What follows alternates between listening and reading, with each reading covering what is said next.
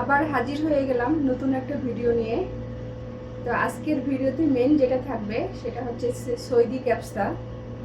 এখানে বাংলাদেশ থেকে যারা আসছেন সৌদি আরবে তারা জানেন যে ক্যাপসা কি। তো সেই ক্যাপসাটাই আজকে আমি রান্না করব। আর সৌদিদের সবচেয়ে প্রিয় খাবার এটা ক্যাপসা, প্রতিদিন লাঞ্চে তাদের ক্যাপসা থাকবেই। তো এই ক্যাপসাটা তারা সাধারণত দুম্বার মাংস কিংবা চিকেন দিয়ে তৈরি করে। তো আজকে আমি কোরবানির মাংস নিয়েছি দুম্বা।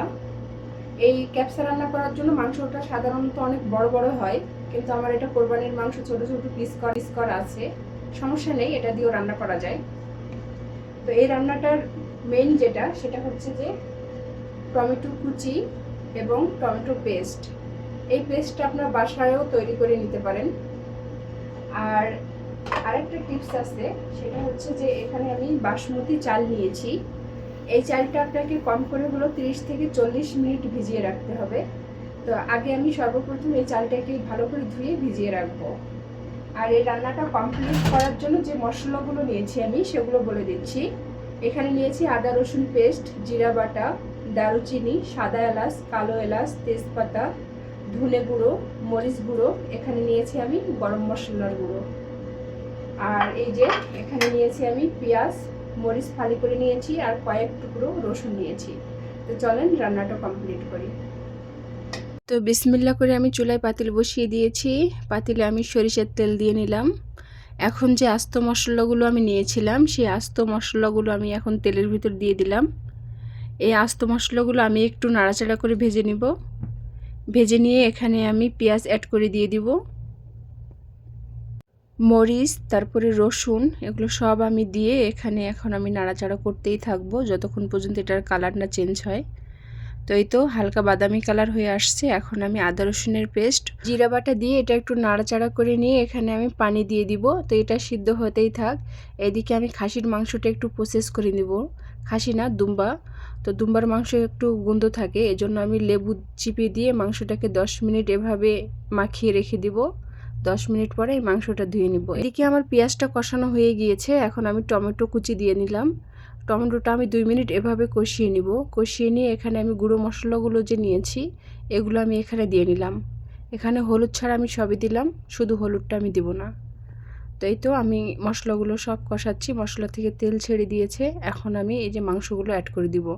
মাংসগুলো কিন্তু লেবু দিয়ে মাখানো ছিল, আমি কিন্তু কয়েকবার পানি দিয়ে ধুয়ে নিয়েছি। তো এই তো মাংসটা এভাবেই আমি কষিয়ে কষিয়ে প্রায় 30 মিনিট রান্না করে নিব। অর্থাৎ মাংসটাকে আমি 50% সিদ্ধ করে নিব।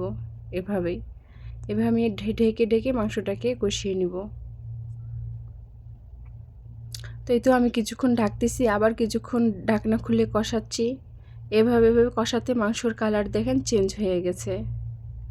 তো এখন এই মুহূর্তে আমি যে টমেটোর পেস্টটা দেখিয়েছিলাম ফার্স্ট টাইম, সেই পেস্টটা আমি 1 চামচ এখানে দিয়ে নিব। এটা দেওয়ার পরে আরও আমি 5 মিনিট মাংসটাকে ভালোভাবে কষিয়ে নিব।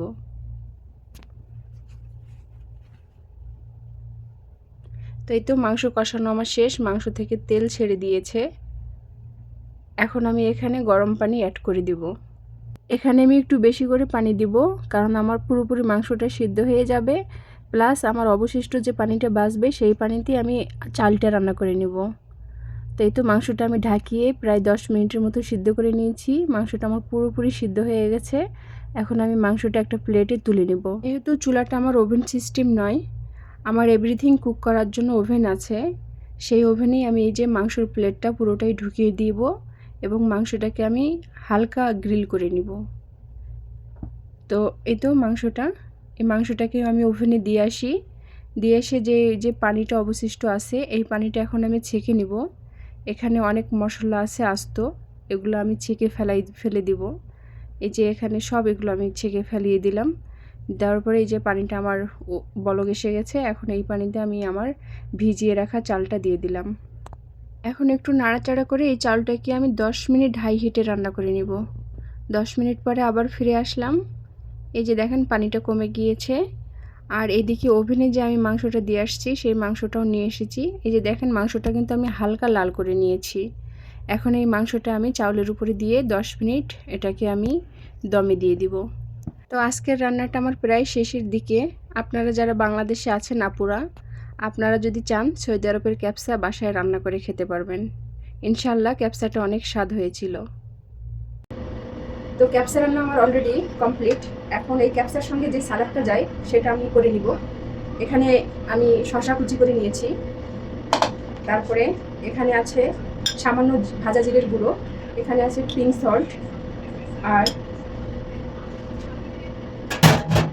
এই যে এখানে দেখেন আমি কাঁচামরিচ কুচি করে নিয়েছি, টমেটো কুচি করে নিয়েছি, পেঁয়াজ কুচি করে নিয়েছি। এগুলো এখন আমি এই যে এখানে অ্যাড করে দিব শসার সঙ্গে। তার সাথে আমি যেটা মেইন সেটা হচ্ছে দই দিয়ে দিব। যাদের তেল জাতীয় খাবার খেলে গলা বুক জ্বলে তারা এই সালাদটা সবসময় খেতে পারেন। আমাদের বাংলাদেশের মা বোনরা সবাই দই বসাতে পারে, তো সবাই এই দই দিয়ে সালাদটা বানিয়ে খাবেন, তাহলে গলা বুক জ্বলবে না, স্বাস্থ্যের জন্য ভালো। তো এই যে আমি দই দিয়ে দিচ্ছি, পরিমাণ মতো দিব যতটুকু লাগবে। দইটা দিয়ে আমি এটা ভালো করে মিক্সড করে নিব। হয়ে গেল আমার সালাদটা। এর সঙ্গে আমি আরেকটা চাটনি করব। চাটনিটার জন্য এখানে আমি এই যে টমেটো কেটে নিয়েছি, এখানে কাঁচামরিচ, এখানে পেঁয়াজ, এগুলো সবগুলো আমি ব্লেন্ডার করে একটা চাটনি তৈরি করে নিব। তার সাথে আমি পরিমাণ মতো লবণ দিয়ে দিব। তো এই যে সব কিছু কমপ্লিট করে ফাইনাল লুক নিয়ে আসলাম আপনাদের সামনে। কেমন হয়েছে আমার ক্যাপসাটা অবশ্যই কমেন্ট করবেন। আজকের ভিডিওটা এই পর্যন্তই। আল্লাহ হাফেজ, ভালো থাকবেন, সুস্থ থাকবেন।